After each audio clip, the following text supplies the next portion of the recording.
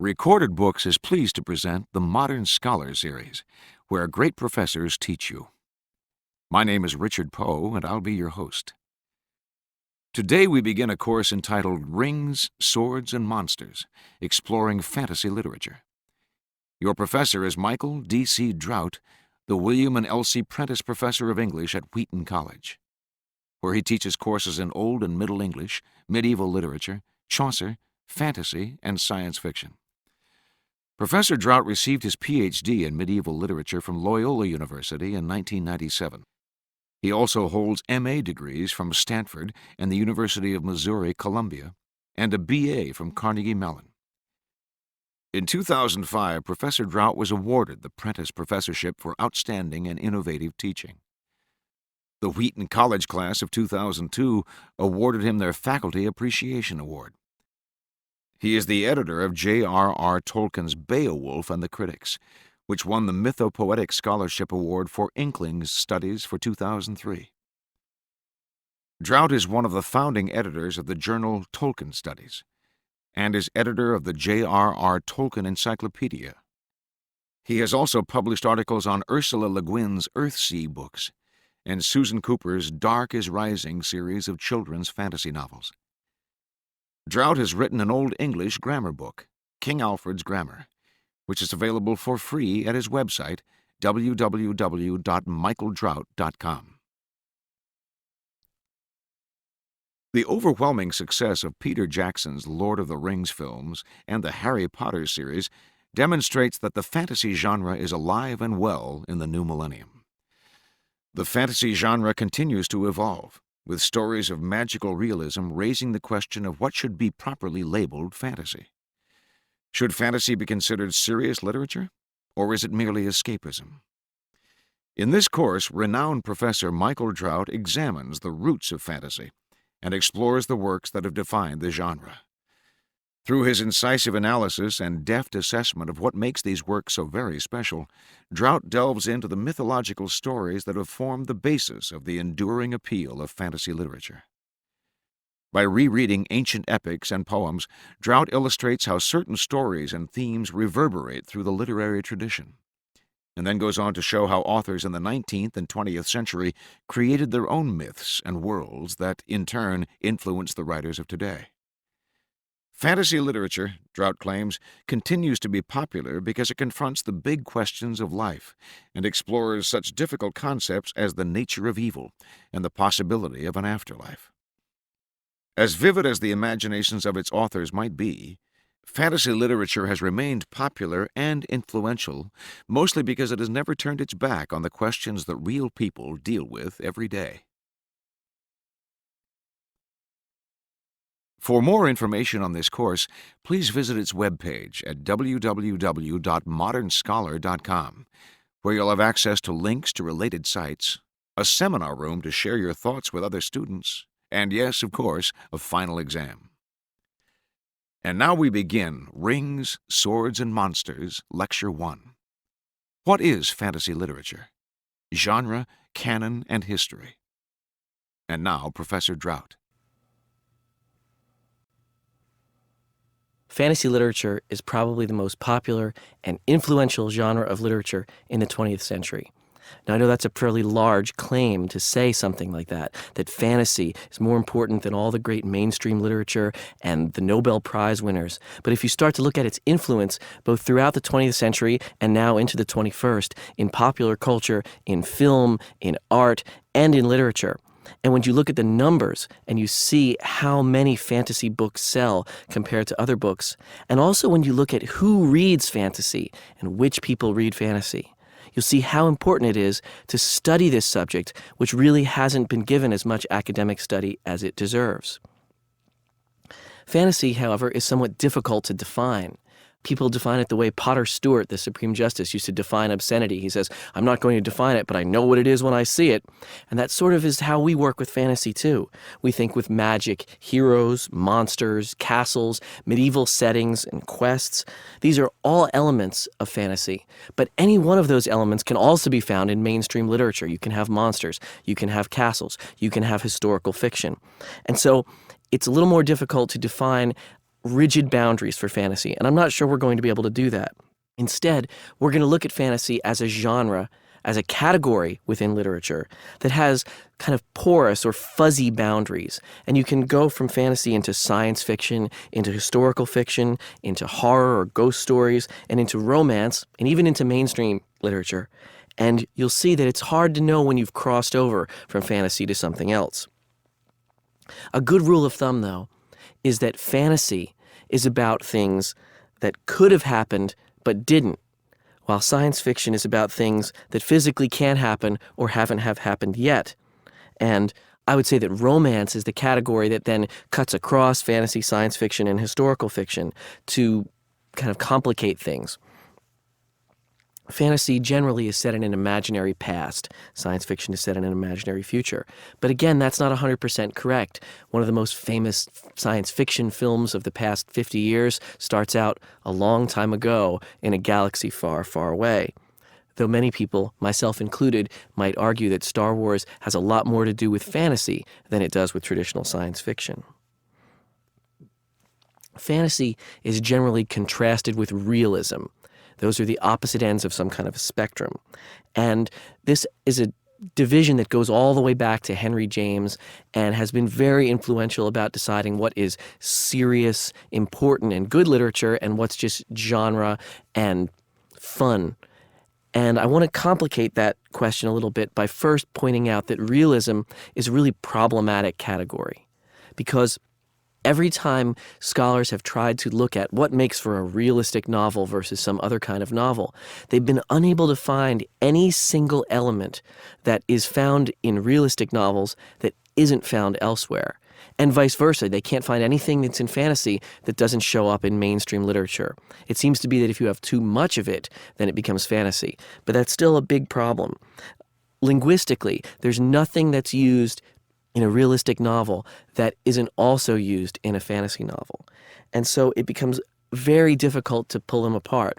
Another example would be in fantasy, realistic description of things like landscape, creatures, architecture, or habits and customs.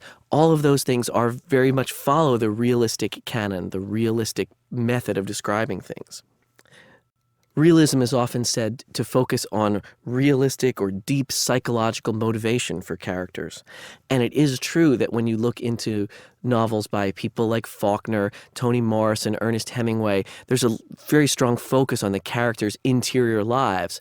However, you can find that focus in fantasy literature also. Some of the literature we're going to examine is not that closely focused on psychological motivations, but some of it very much is. For example, the Chronicles of Thomas Covenant by Stephen R. Donaldson, you might even say, are too focused on the character's interior life. Another way of defining or separating out fantasy from realistic literature is to say that realistic literature is focused on the minutiae of social interactions between people.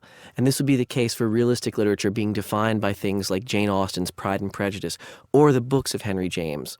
And right there, that should tell you we have a problem, since Henry James is defining the category of realistic literature and saying that it's the only really good literature in contrast to fantasy. And of course, he's defining that to put his own books at the very center of it. So we're going to reject some of these categories, at least temporarily. And we're not going to come up with some kind of short Webster's type definition of fantasy. Instead, what I propose is we look at a lot of works that are considered to be right smack in the middle of the fantasy genre.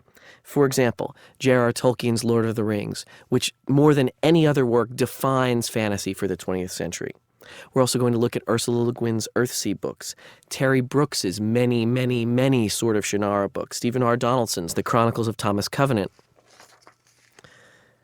We can then expand our examination of fantasy to include things that are also in other genres but are part of fantasy. For example, children's fantasy is an incredibly important category.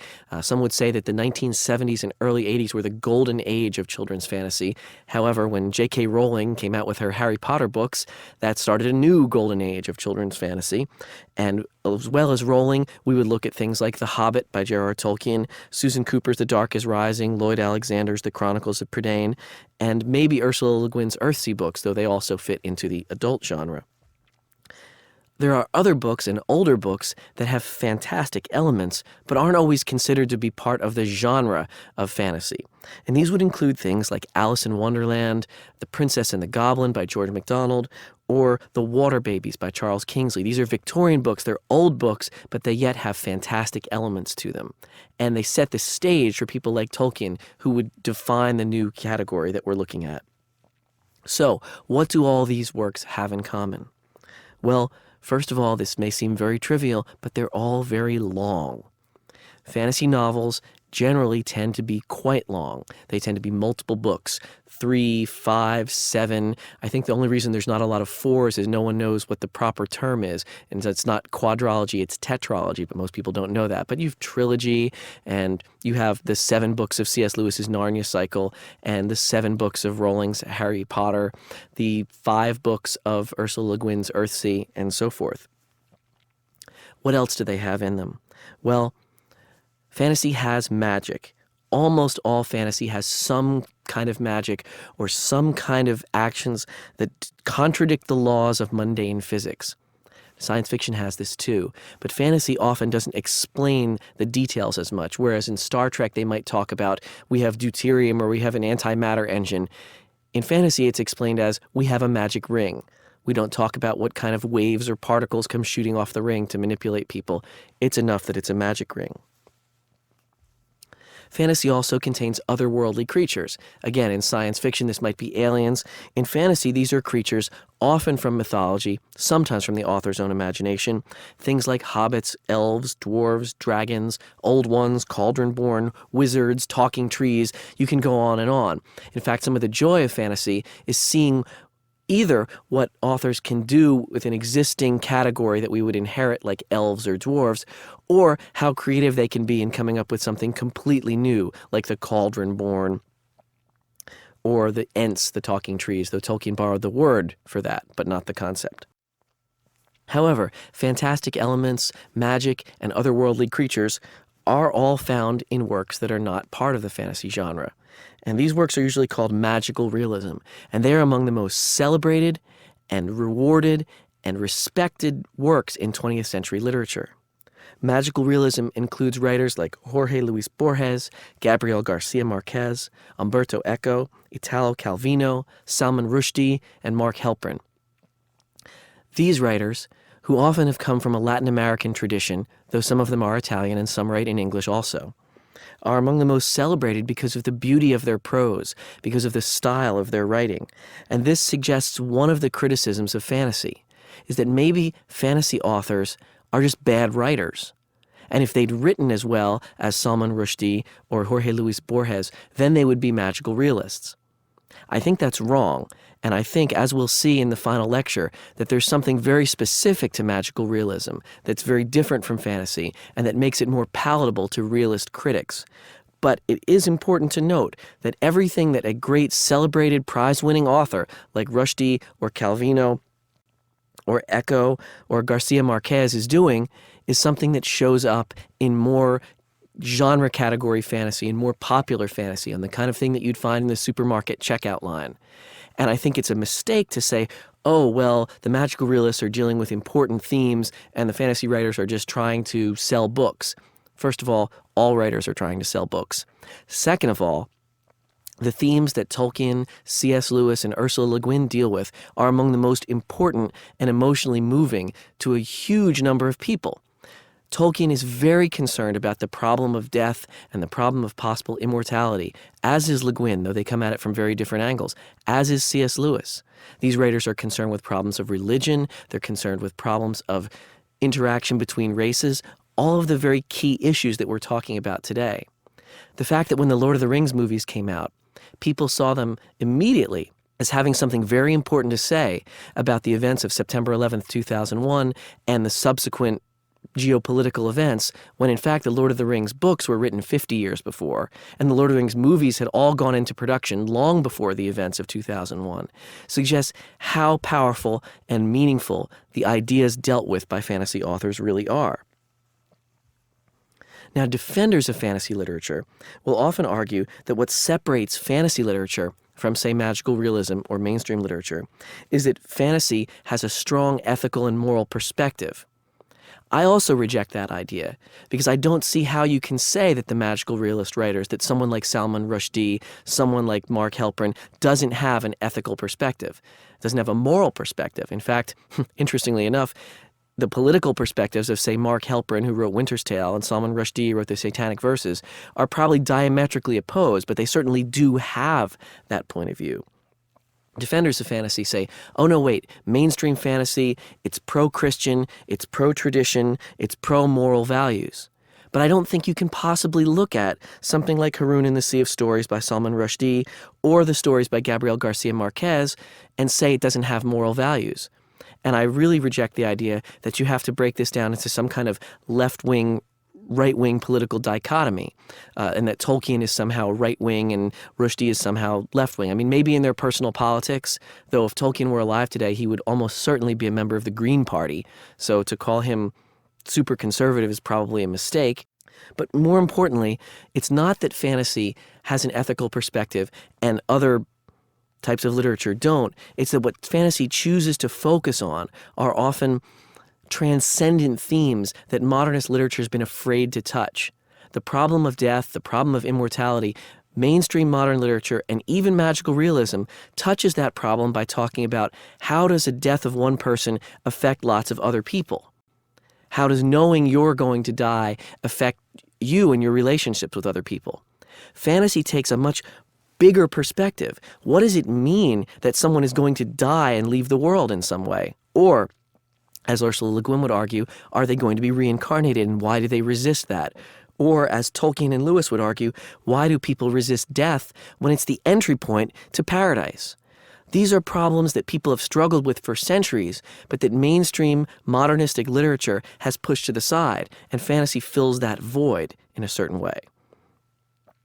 But I should add to this that it's a bad idea to say that fantasy does one thing and mainstream literature does another, because within fantasy there's a whole lot of differentiation.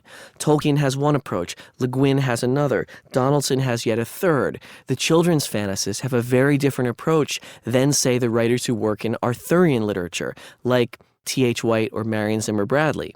The Arthurians are building off of a long tradition of a type of fantasy that is very concerned with social interaction, with relationships between men and women, with relationships between kings and servants and friends. And so those particular people working in fantasy have a very different approach than, say, Tolkien or Stephen Donaldson or Robert Holdstock, who's coming from an entirely different tradition. We also might want to look at how the readers of fantasy react to fantasy. And that might tell us something about what is fantasy and what's not. Instead of saying, did an author intend for something to be fantasy? Because I think clearly that Garcia Marquez does not consider himself to be part of the same genre as J.R.R. Tolkien and Ursula Le Guin. But instead of saying, does the author want to be part of this genre, we could say, do readers perceive it as being part of the same genre? Now, that would immediately suggest to us that one of the ways to define fantasy is by popularity. One publisher said fairly recently, fantasy is mass market, everything else is niche. And if you go into your bookstore, you'll notice a gigantic fantasy section, often marked out very specifically with pictures of dragons and damsels in distress and monsters and castles. But you'll also note that right in the middle of the adult books and right in the heart of the bestseller lists are the Harry Potter books, which really can't be any other genre besides fantasy. Despite their elements of school story and everything else, they're truly fantasy.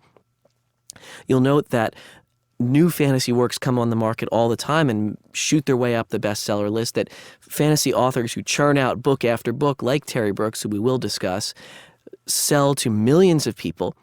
But even more, that those readers of fantasy can still differentiate between good fantasy and bad fantasy, the same way we differentiate between good mainstream literature and bad mainstream literature, the same way we differentiate between the really excellent works of a mainstream author like, say, John Irving, and the more mediocre secondary works that sell but yet are not seen as being as successful.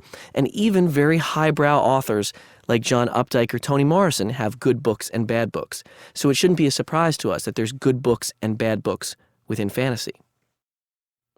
What we'll do in this course is examine mostly what I think is the best fantasy to come out in the past 50 years, and also talking about some of the older materials that leads in. We'll have a very strong focus on J.R.R. Tolkien, because Tolkien is the father figure, if you were, that all subsequent fantasy has to deal with. They either have to react against him, or imitate him, or try to escape from his shadow in some way. We're also going to look at the ways that some mass-market fantasy may transcend its category, may reach the point where it can be both a bestseller and an important work of art, and not simply because it's a part of popular culture or because it's influenced a lot of people, but because as a literary artifact, it's done something that hasn't been done before. I would argue that Tolkien's The Lord of the Rings, Ursula Le Guin's Earthsea books, and Robert Holdstock's Mythago Wood and Lavandis, at least, have reached a position in 20th century literature where they deserve to be taken just as seriously as many of the other important mainstream texts that come along.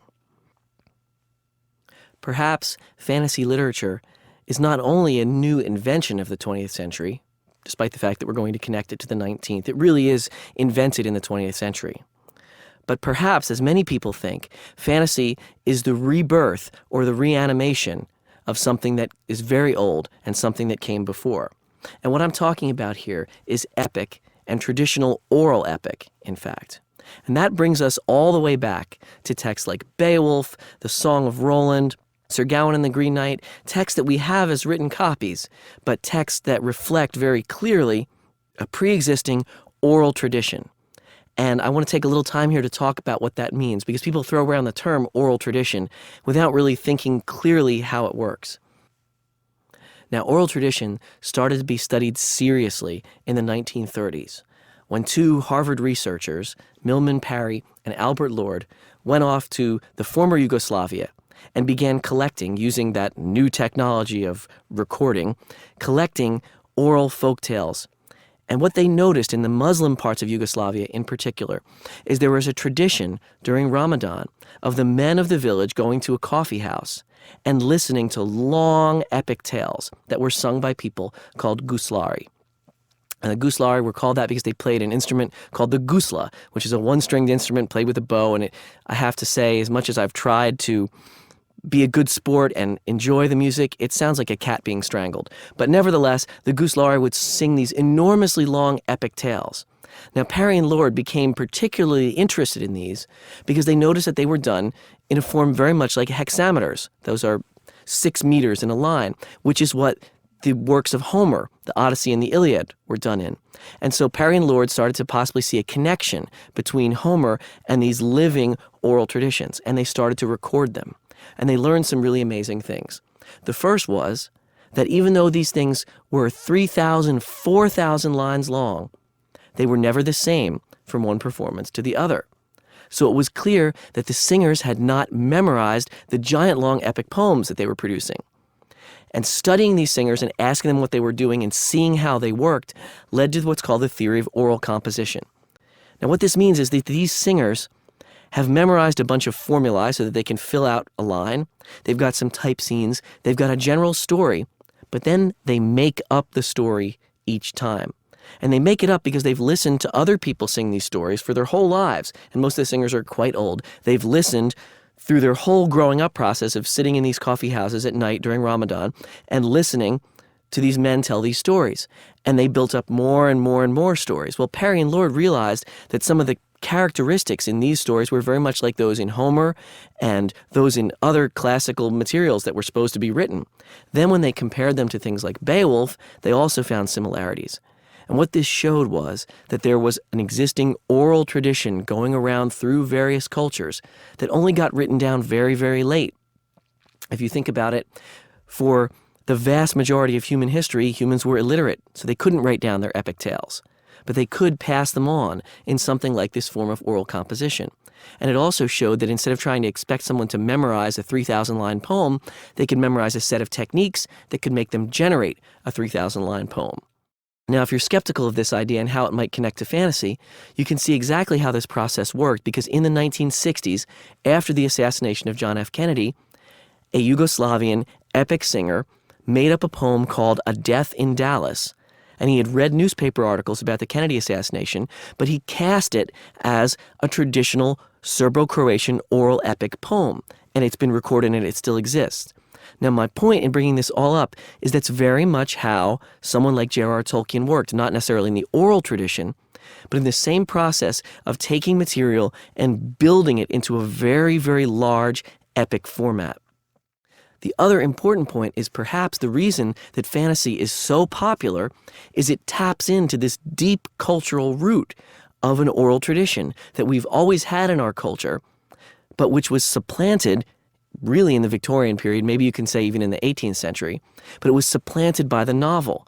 Before then, all storytelling was oral storytelling. Even if people read stories, they read them aloud.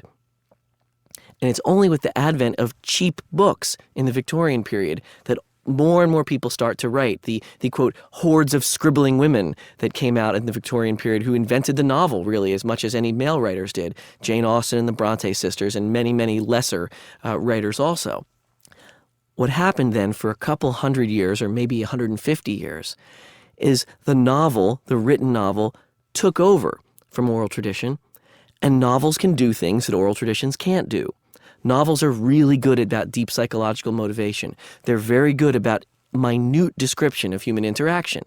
But they weren't particularly good at the epic sweep of things. Yes, you have Sir Walter Scott and you have the Victorian adventure novels, but they were still following the canons of realism.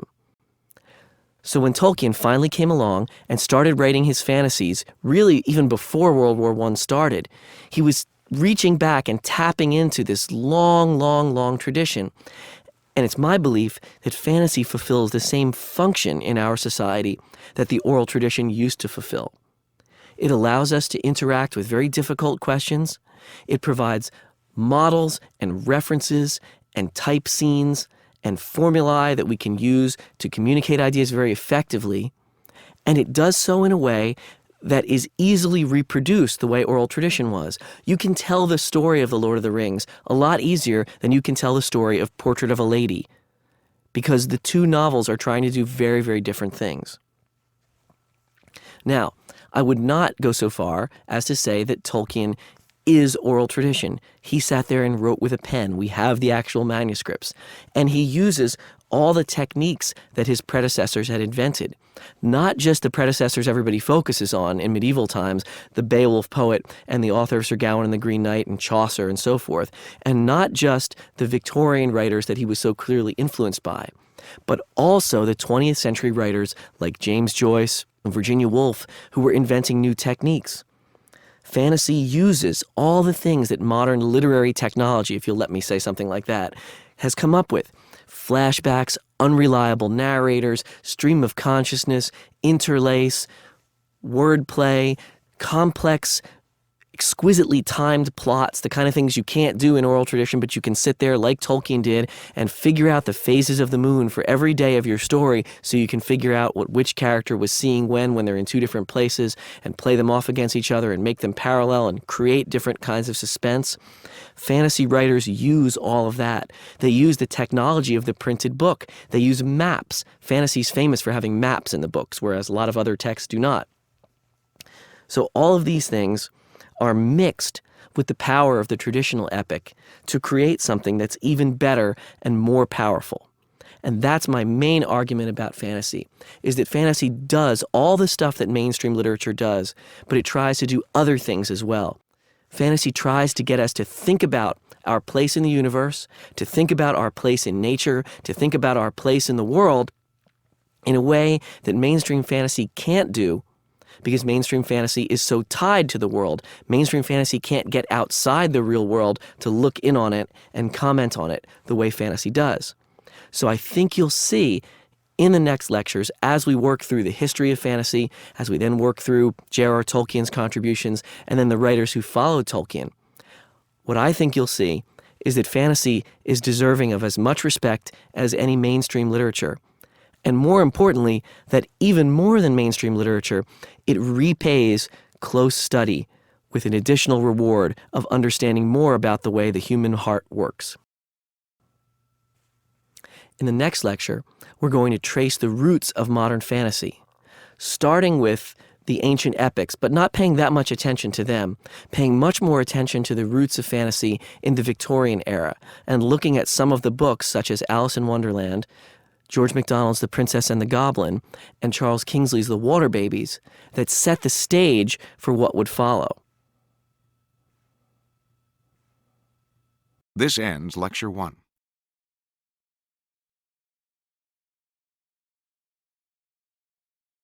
Rings, Swords, and Monsters, Lecture 2, Origins of Modern Fantasy. In this lecture, what I want to do is bring us up to modern fantasy.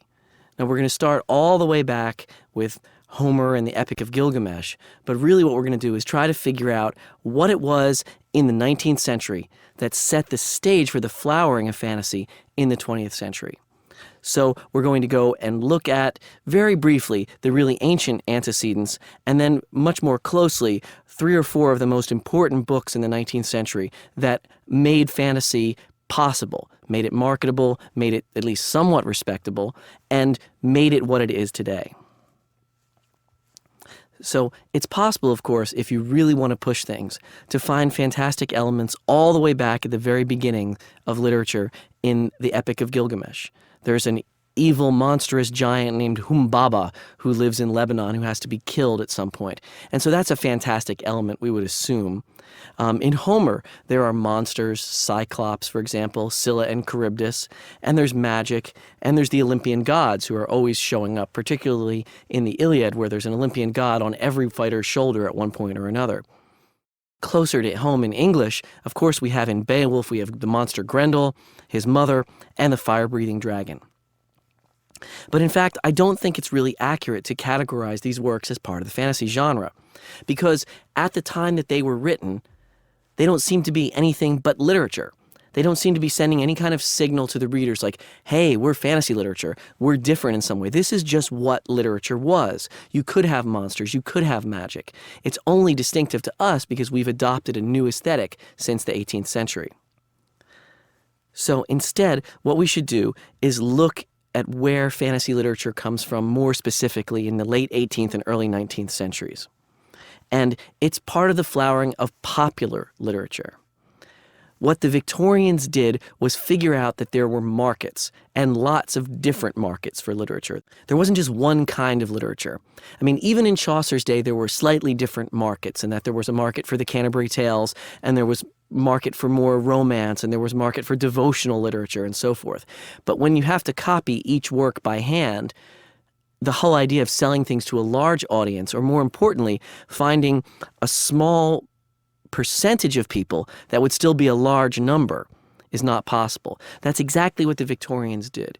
They figured out that even if, let's say for the sake of argument, that fantasy is only interesting to 10% of the population, if the population is very large, and if you can sell to all that 10%, you can be very, very successful.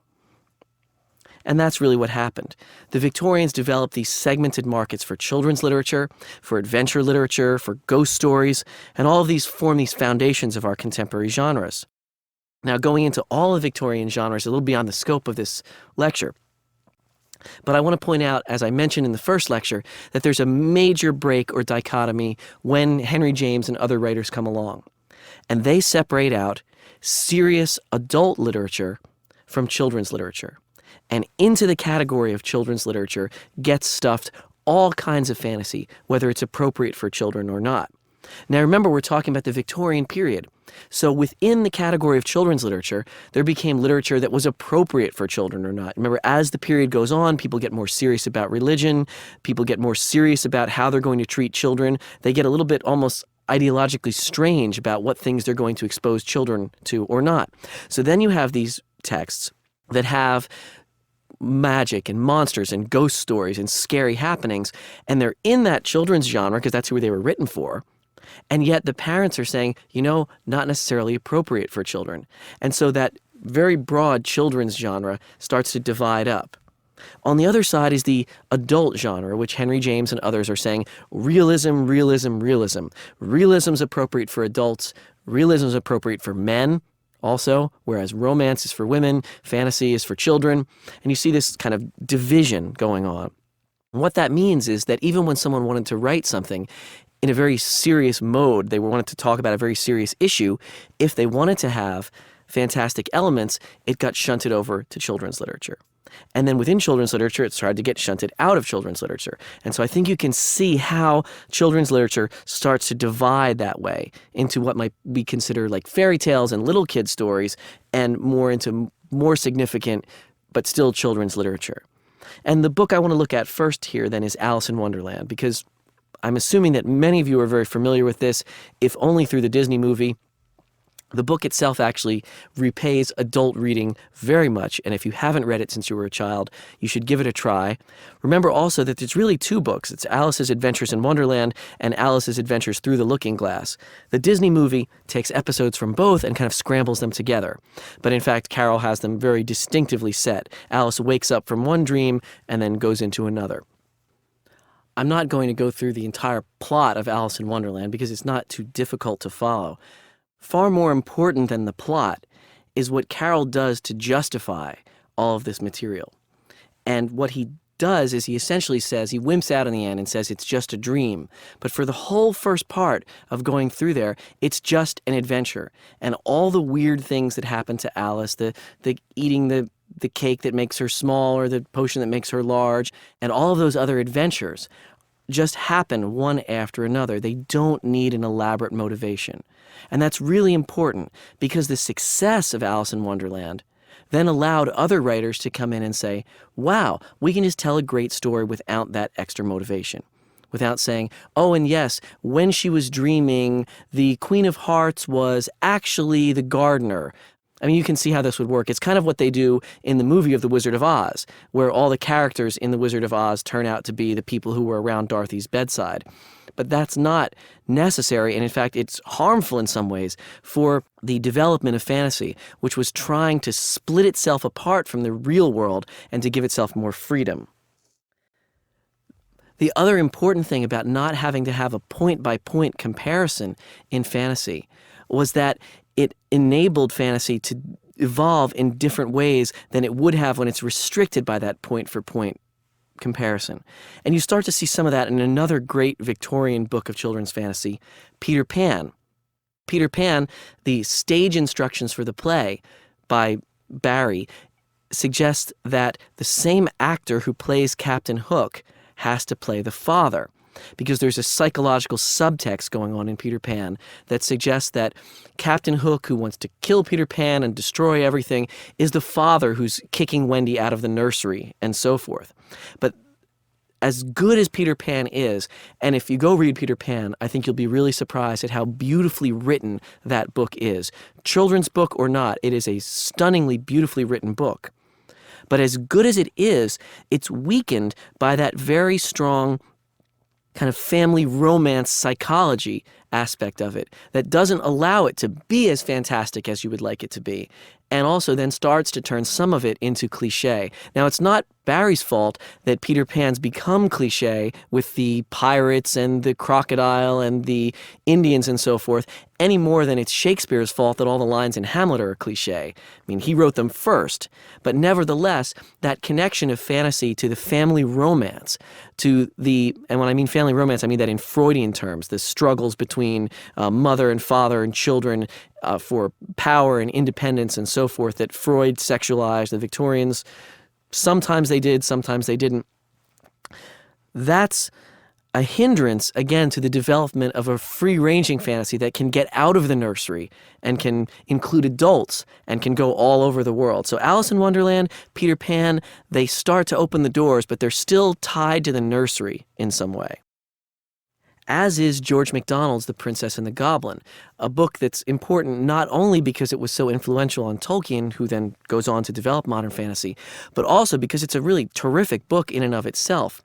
The Princess and the Goblin is far less familiar to people than Alice in Wonderland or Peter Pan, possibly because there hasn't been a movie made of it. But the difference in Princess and the Goblin is there's actually quite a bit of very strong violence. I mean, they're killing goblins left and right, which you don't really see even in Peter Pan when they're shooting cannons at the pirates. You never see like dead pirates lying around or anything else. There's a threat, but there's not actual violence. Now you say, with your modern sensibility, Maybe that's not such a good thing. But again, what it does is it opens the door, and it also links up children's fantastic literature with other things that are going on in the Victorian period, adventure stories, and it also raises the stakes. When main characters might be killed, and it's a serious might be killed. It's not the Peter Pan sense when you know for sure the good guys are going to win. The Princess and the Goblin, because of who the characters are, it's very possible that one or the other of the main characters could be killed or carried away by the goblins or destroyed in some way, and the kingdom could be knocked down, and there could be an unhappy ending. And that's, again, very important because it's allowing for the evolution of adult ideas to go into fantasy. I want to just say a couple more things about Princess and the Goblin because it's unfamiliar. Princess and the Goblin brings in the figure of the goblin, who's going to be really important in Tolkien, though Tolkien's going to call them orcs once he gets done with writing The Hobbit. Fantasy seems to need bad guys that you can fight against and that you can kill without feeling bad. And despite the general bloodthirstiness of the Victorians in other areas, they weren't particularly happy with slaughtering other humans in their literature. And the use of the goblin monster, this is a fairly weak, any individual goblin can be defeated in a battle. It's the whole horde of goblins that's the problem. That sets up one of the characteristic elements of fantasy literature, which is the very, very large set-piece battle, the battle of thousands against thousands, or the hero who can slaughter hundreds of monsters as they come by. They have to be fairly weak monsters, and you have to not feel sorry for them. And the way MacDonald creates his goblins, which are hideous, scary, and basically invulnerable, except for their feet. It's very strange. If you hit a goblin in MacDonald, if you hit a goblin on the head with a sword, the sword bounces off. But if you step on its feet, it screams and runs off crying. And this idea of the soft feet is played up throughout the whole book until, in one of the great twists, the truly evil queen of the goblins has granite shoes and is therefore invulnerable to the attacks of the hero. The other thing about Princess and the Goblin is more so than Peter Pan or Alice in Wonderland, where elements of, say, romance or sexuality are very sublimated. Peter Pan's still a boy, Wendy's still a girl, even though there might be deeper attraction issues and issues with Wendy's father and Captain Hook and so forth that you could ferret out. They're not explicit. And likewise in Alice in Wonderland, you can say all you want that Lewis Carroll, whose real name was Charles Dodgson, had a kind of sick thing for little girls. But in the book Alice in Wonderland, there's nothing explicit that could be said that, oh, that's sexual, or that's even romance level. Alice is not going to marry anyone, and so forth. The Princess and the Goblin, the princess of the title, and Curdy, the boy who eventually rescues her, there's a very clear attraction and romance, even though they're, say, 10-year-olds. They're falling in love with each other in some way. And that element of romance added to fantasy, again, pulls it further out of the nursery, which is very important for the development. If we move then from MacDonald to someone who's definitely an adult writer, or at least a writer for teenagers, though he was also called a boys' writer, and I don't know how you can tell how young those boys could be reading his stories, is H. Rider Haggard. Haggard is most famous as the author of the book King Solomon's Mines and She. But he wrote tons of fantasy works, and he was widely esteemed in his own time period. In fact, Rudyard Kipling, the author of much studied poetry and the Just So stories and Kim and so forth, a writer who straddles the difference between being a serious good writer and a popular writer. Kipling once wrote a letter to Haggard saying, "I don't know how you do it. How do you keep those plots going so well? You're a genius writer." And Haggard was recognized in his time as being both a popular writer and a successful one. And it's only from our later vantage point when we look back at Haggard and we see him as not being very serious. Though he's studied a lot now to see what Victorian ideas about empire were about. In any event, Haggard's adventure novels are strongly grounded in heroism. There's lots of violence, there's lots of romance, and occasionally magic and the fantastic enter into it. So again, if we're examining the complexities of categorizing fantasy, of figuring out the boundaries of the genre, Haggard's sort of fantasy, She has some magic in it, Eric Bright Eyes has some magic in it, King Solomon's Mines a little bit, but it's still difficult to categorize him as strictly fantasy. I want to talk about one of his less famous novels, which is called Eric Bright Eyes. And I want to do this because Tolkien himself says that Eric Bright Eyes is as good a historical fiction treatment of northern material, in other words, not classical things from Homer and Virgil, but stories from Beowulf and Anglo-Saxon material and also Old Norse material. And Tolkien thought that Haggard managed to pull that together and make it into an exciting modern novel. Of course, it's written in the 19th century, but for Tolkien, that was modern. He grew up in the very early part of the 20th century, was born in the 19th. And what Haggard does is he read the Old Norse sagas. I'm almost certain he read them in William Morris's translations. I don't think he worked with the original materials. And he pulled all the stories together to make one large story around one protagonist, who he names Eric Bright Eyes. Eric Bright Eyes is your stereotypical Nordic hero. He's very handsome, he's very strong, he's very brave, he's very charming, he's very stupid. He falls in love with sweet, kind, wonderful Gudruda. And he's coveted by the evil Swanhild, who is Finnish, and so therefore, in Haggard's view, dangerous and possessed of magic. So there you have a very clear erotic element to the story. Gudruda and Eric are little beautiful blonde children who fall in love when they're like 13 years old, and then dark-haired, witchy Swanhild shows up, and she wants to get Eric and get rid of Gudruda. And the whole story is really focused around all of Swanhild's manipulations and how Eric meets them, though it's never directly Eric against Swanhild, and Swanhild really does love him, but she gets other people to try to marry Gudruda, and Eric fights them, and so forth. Eric's strength and his fearlessness makes him into a somewhat different hero, again, the Germanic hero. He's different from Odysseus, say, or Aeneas, in that, again, very strong, very brave, and kind of stupid. He doesn't negotiate with people. He doesn't figure things out. He's always rushing into things incorrectly, but he does things like climb a gigantic frozen waterfall that no one thought could be done, and he defeats Skallagrim, who Haggard calls the Bearsark, in a really interesting little mistranslation. In Old Norse, there were characters called berserker, and we take our modern English word berserk from them, but that's incorrect, because berserker didn't mean one who berserks. There's no Old Norse verb berserks. It's just a noun, a berserker, a person who goes crazy in battle.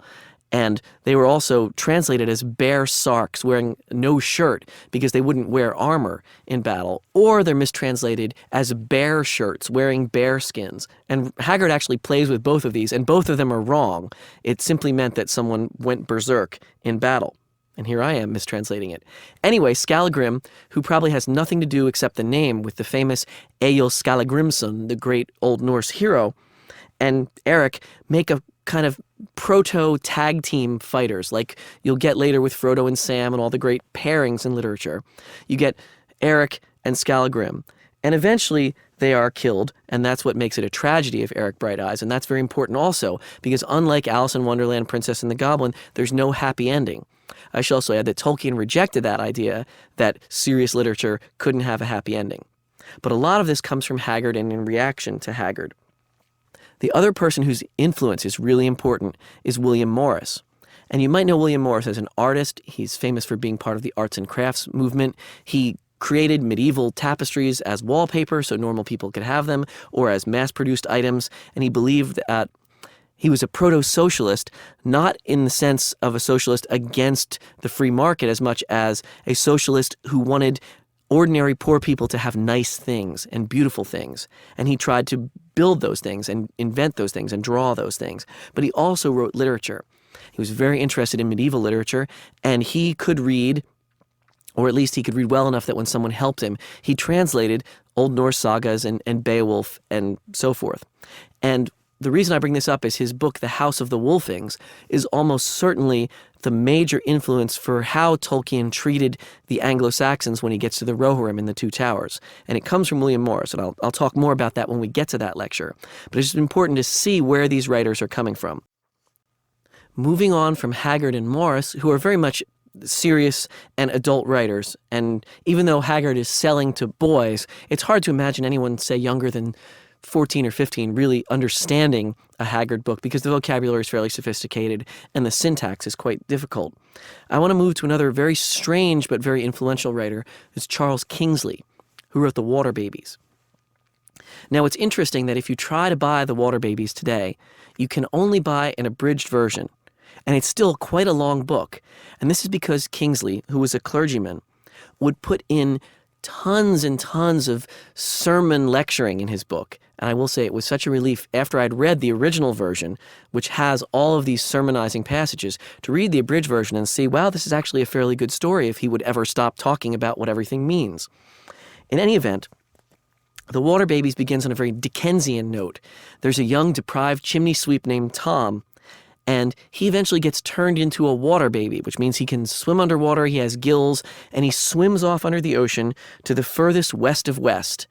This recapitulates the voyages of St. Brendan, the Irish saint who sailed furthest west of west until he found a paradise-type land. And that idea is enormously important for Tolkien, the idea of a paradise in the west part of his invented country. Now, what Kingsley showed, what's so important for Tolkien, and maybe for some other writers, certainly for C.S. Lewis, was that there could be a very, very strong religious message in fantasy literature. Now, Kingsley overdid it because of the strict sermonizing, but if you cut out the actual specific doctrinal sermonizing, it's still a very, very strong Christian message in The Water Babies that you have to forgive the people that have wronged you in order to reach the paradise. And that's what Tom does, where he's a chimney sweep. His master has beaten him and almost killed him. But at the end of the book, he forgives his master, and both he and his master are then saved in some way. Also, what Kingsley was able to do was to sneak in things as well as being very explicit. So there's a character called Mother Carey who lives on this kind of bird island far off to the west. Well, that's a traditional way of saying the Virgin Mary, Mother Caritas, Mother Charity. And Kingsley kind of sneaks it in. Sure, his readers probably would have known it, but it's not as heavy-handed, and it gave Tolkien some very good ideas. Kingsley's book was also influential, I think, on T.H. White, whose Once and Future King is possibly the second most successful fantasy book after Tolkien in the 20th century. Kingsley has all these really long, bizarre lists of things that turn out to be funny if you read the entire list and see how it evolves. And that's exactly the technique that White will use later on in Once and Future King, as you'll see. And finally, the intrusive narrator of The Water Babies sets up, or maybe you can say better, the intrusive narrator of The Water Babies has cousins in The Hobbit and The Once and Future King, where the narrator telling the story becomes part of the story also, and creates interesting opportunities for contrast between what the narrator's saying and what the reader is reading and seeing later on. That also brings me to the wildly popular Arthurian genre, which in the Victorian period was serious mainstream literature as well as fantasy. Now, Arthurian literature has a pedigree that goes way back, and we'll talk about that a lot more in the lecture that specifically focuses on Arthurian fantasy. But in the Victorian period, you have writers like Alfred Lord Tennyson, as mainstream as you can possibly get, who's writing a series of King Arthur stories.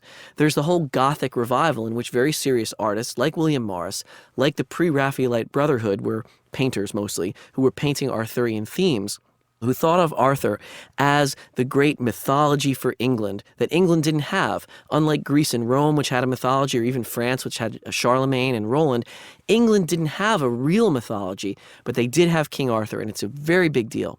This is important because it shows that fantasy can become very, very serious and very mainstream, and that it was worth it for some writers who were good writers to lavish care on that fantasy material.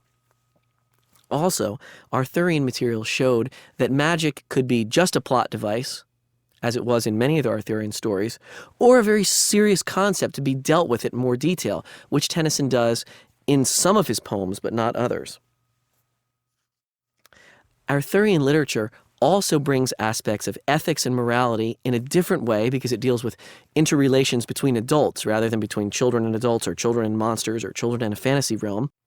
And probably most importantly, Arthurian literature brought fantasy to new social classes. The educated classes could read Arthurian literature with no embarrassment, whereas some of the other things would seem childish and adults couldn't read them. The same way nowadays that supposedly people on the subway would take the covers off their J.K. Rowling books so no one would know they were reading Harry Potter on their way to work. Victorian literature and Arthurian literature add to fantasy this absolutely essential element of nostalgia. And this is one of the characteristic elements of fantasy in the 20th century. Nostalgia is a Latin phrase meaning our house. And it represents the idea that there's an unrecoverable but a beautiful past that people yearn for, but they can't get back to. And that shows up in Arthurian literature. It shows up even in Alice in Wonderland when she wants to get back to her dream, certainly in Peter Pan where they want to get to Neverland. And that feeling is one of the things that motivates almost all the 20th century writers of fantasy. In a very real sense, in Victorian literature, nostalgia is the main driving force of the plot. Even when there's morality, even when there's adventure, there's a nostalgia for a perfect past. Now, if you want to psychologically analyze that perfect past was probably the perfect past of childhood. Of course, not everyone has a perfect childhood, but people tend to remember the best parts of their childhood and idealize them. But it also gets mapped onto this idea that there was a perfect, or at least a better, political past, and that there was a better social past. That's exactly what the Pre-Raphaelite Brotherhood, William Morris and Edward Burne-Jones and all those painters and writers, that's what they were trying to do, was say that there was a Middle Ages in England that was beautiful and pastoral and noble and honorable, and all of these ideas rolled into one. And the Victorians tried to make themselves match up to these ideas. And then they also recast what would be medieval ideas in Victorian terms of the roles of the sexes, which are not the same as what was really going on in the Middle Ages. But that essential element of nostalgia, the past for which we mourn, and the connection of fantasy literature with mourning is the Victorian innovation. You can't look at any of the proto-fantasies that I mentioned before, the Odyssey, the Iliad, Beowulf, and say that the fantastic elements are connected to a mourning for a past. They may be connected to tragedy. They may be connected to sadness, though it's hard to see how that works in the works of Homer or Virgil when they're connected to triumphs of various senses. Beowulf is indeed a tragedy, but no one suggested, oh, if only we could go back to Beowulf's youth or something like that. It's a very different thing that comes out of the Victorians. And then all the subsequent writers who build on that, and particularly the writers who follow Tolkien in looking at the problems of death and loss, are actually working in very, very Victorian themes, even though they're coming along much, much later. Nostalgia not only connects fantasy to childhood and connects fantasy to an imagined Middle Ages, it also can link up a present that's seen as being somehow unsatisfactory with a better past, whatever that past was. For Tolkien, for example, I think part of what he's writing at the end of World War I is trying to link up with what's called the Belle Epoque, which happened right before World War I, that beautiful flowering of culture and everything that then is destroyed in 1914 when the guns of August start to fire. And I think that it might be that one of the reasons that fantasy is so powerful now is that people tend to look at their own time period and wish for something that was purer, better. That doesn't mean I'm suggesting that this time period is any worse than any other one in the past, but that people tend to think that way. And either they idealize their own childhoods or they idealize some point in the past, the 50s, the 40s, the 1890s, whatever it might be, and wish somehow they could go back to that unrecoverable past. Now, all of these works I've discussed in this lecture, all the Victorian fantasy, sets the stage for the development after World War I of modern fantasy in the person of J.R.R. Tolkien. He was born at the end of the Victorian age. He grew up in the Belle Epoque, and he saw everything idyllic shattered by World War I. And he then went on to become the greatest fantasy writer of the 20th century. After listening to Lecture 2, a student posed this question to Professor Drought. Weren't people recovering medieval texts during the Victorian period? Let's listen to the professor's response. Yes, in the Victorian period, you see really the first flowering of scholarship into anything that wasn't Latin and Greek. Basically, that's when medieval scholarship is invented. And probably the most representative people from that are Jakob and Wilhelm Grimm, who are two German brothers and scholars who went around collecting German folktales. And they found peasants, people living in rural Germany, and got them to tell their stories. And they also modified them quite a bit. And Grimm's fairy tales is how we know them now. And Grimm's mythology became enormous bestsellers which is hard to believe because they're treated in a very scholarly fashion. And so these fairy tales were promulgated all over the place, and it's where we get the idea that the Victorians liked creepy, dark, scary fairy tales, because in fact they were creepy, dark, and scary. There's one particularly gruesome one where the evil stepmother, there's always an evil stepmother, gets put inside a barrel with all nails nailed through the barrel pointing in, and then they roll the barrel down a hill. And that's just an appropriate story to tell children in the Victorian period. And so there's a very weird kind of schizophrenia where on the one hand the Victorians wanted to get all the sex and all the adult things out of their children's literature, and on the other hand all these weird gruesome things, burying a brother's bones under the juniper tree and having him come back in some way, or an arm that sticks out of a mountain and rewards a little girl until her brothers come and chop the arm off. It's a very depressing story that way. All of these stories become really, really popular, and they feed into this fantasy because once people read some of these stories, the Grimm's fairy tales, or Andrew Lang, who's most famous for probably the Red Fairy Book, but he had 12 of them. There's the Red Fairy Book and the Green Fairy Book and the Blue Fairy Book and the Purple Fairy Book and so forth, that told all these stories in more of an English context. And so that whole idea of fairies and fairy tales is coming out of what we would consider to be anthropological work and being reworked. I should actually also bring in a tiny little bit about fairies, because there was this little furor in the Victorian period that maybe fairies were real. These little annoying fairies that floated around. There were some famous faked photographs of fairies, and everyone was into fairies and collecting fairies. And I think it again shows that the Victorians really wanted to have this active fantasy life. But at least for the adults, it had to somehow be justified. It had to be made scientific. Oh, these are photographs of fairies. It had to be made anthropological. Oh, these are collections of important things about our national mythology. But in fact, it was just feeding into the same thing that modern fantasy feeds into, which is a real desire for things that are fantastic and magical and perhaps interact with our psychology at a very deep level. This ends Lecture 2. If you borrowed this course from a public library and would like your own copy of the course guide for future reference, call Recorded Books at 1-800-636-3399 and we'll send you a free copy. A shipping charge will apply.